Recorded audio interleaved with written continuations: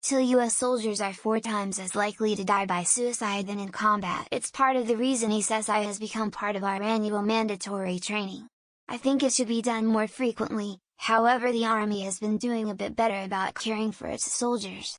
That said, the real focus should be using caution and appropriate risk-reducing measures to prevent injury and death during training exercises.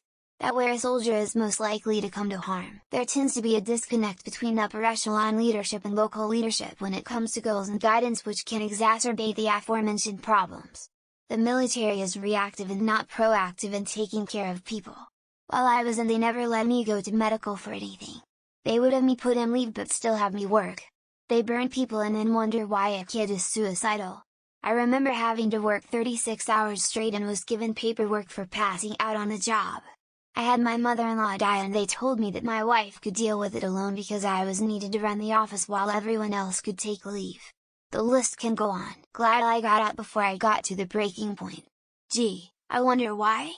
All of their lives Americans are inundated with join the army shit, be a patriot, protect the country and the world from evil. Then they are forced to fight and die to protect oil reserves or some super rich company's assets. Little disheartening to find your life in peril and your friends are dying so some rich cunt can stay rich and get richer, then they come home and are called losers by a president and realize they must be because of how their country treats them now that they are no longer useful. US has a long and storied history of screwing over veterans, from the wholesale murder of World War I vets the bonus army as they were protest marching to finding methods to discharge injured soldiers to ensure the DVA does not have to give them adequate coverage. Your young men and women are just meat for their machine. Failing to address mental health issues in veterans and active service members is part of that reckless drive. Granted, only a small portion of service members are combat. There wasn't a lot of combat compared to World War II, it was far more survivable with modern technology, medicine, and armor, and it was an almost 2 decades long conflict. The bloodiest battle in Iraq was Fallujah, and that would have been a single stepping stone of amongst hundreds in World War II. Good news is Congress cared a lot about this issue and has fought hard to address the VA and make sure all soldiers get the help they need. Remember when they all refused to take a paycheck until this was fixed?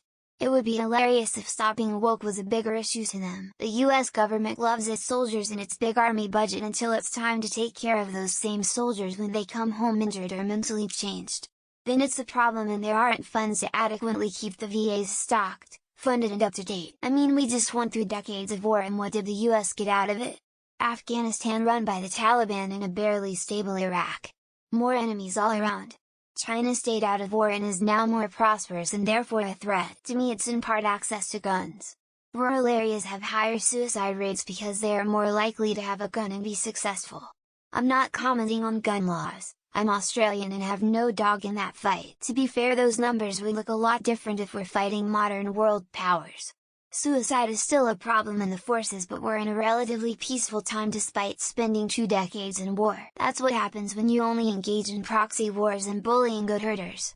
I bet most of those who die in combat are also due to accidents caused by recklessness or friendly fire too. In combat they're equipped and in teams looking out for one another. Afterwards, they're left without supports to deal with that they were exposed to in combat. In World War II, the UK invaded Iceland mostly to make sure that Germany could not. The only casualty was a British soldier committing suicide. How does the suicide rate in the military compare with the suicide rate for men in that age group in the civilian population? Isn't that kind of a flex?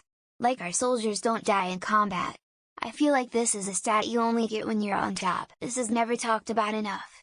This is just one of the many reasons I'm against us going to other places to fight. It's because recruiters are aligned sociopaths.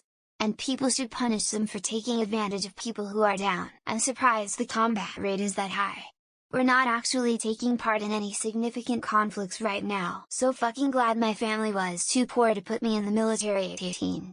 I already struggle with depression as is. In order to increase their KPIs and lower this rate, the Pentagon has decided to start a new world war. While mental health is important, this is more a fact around how few US soldiers die in actual combat. Yay! It feels like every day is just another miracle that I haven't jumped off the fucking building. I wonder what the statistics are around the world. If it's a trend, specific to deployment, etc. This will probably be turned into some recruiting ad by the propaganda spinners at YouGov. The older brother of a childhood friend I knew joined the army and went one such route. I personally knew 3 people that killed themselves in my 9 years in the Air Force, so that would be about 0.028 then.